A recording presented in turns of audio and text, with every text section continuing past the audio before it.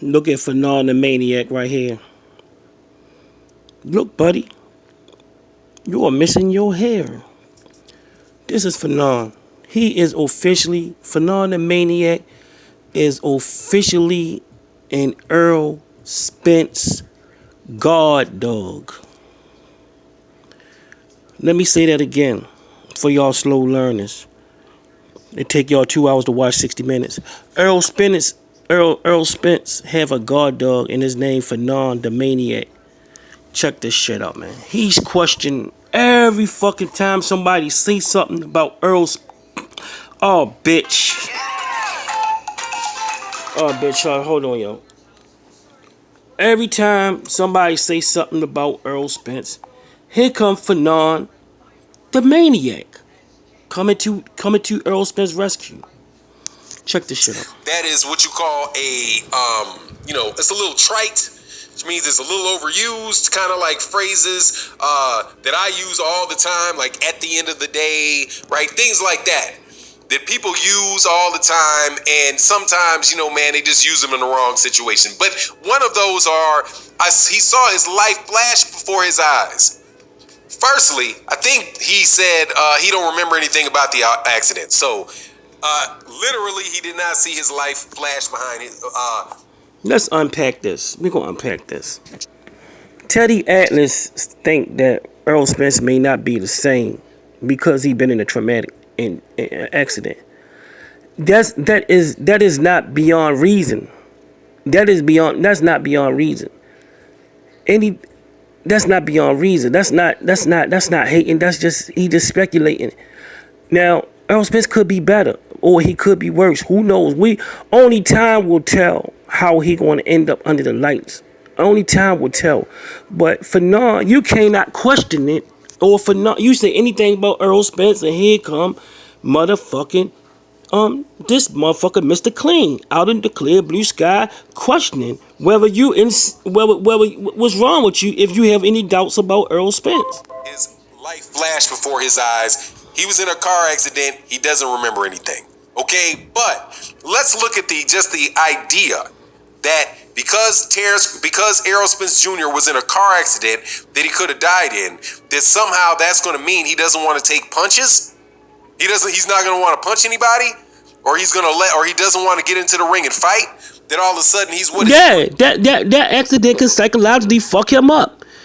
That shit can psychologically fuck him up. And he could not be the same boxers.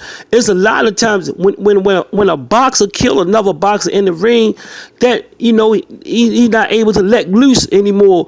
He's not able to let loose and hurt somebody. He holds back, and boxing is the game. See, this nigga never boxed before, so he don't know boxing is a game of inches when you on a high professional level, because it only take inches for the other person to get an edge on you because y'all so evenly matched in skill.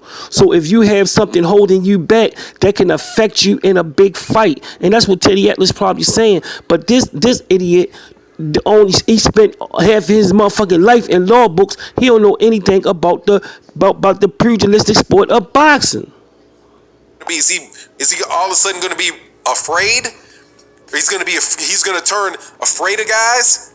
I think it would be reasonable to assume that anybody would be afraid of a car crash at 100. I could say he could become even stiff. He could become even stiff and sore, and not able to move around the ring as agile because of flying through a fucking car window. That shit can have all kind of shit that might come up a year later. That didn't even elements might come up a year later on that shit.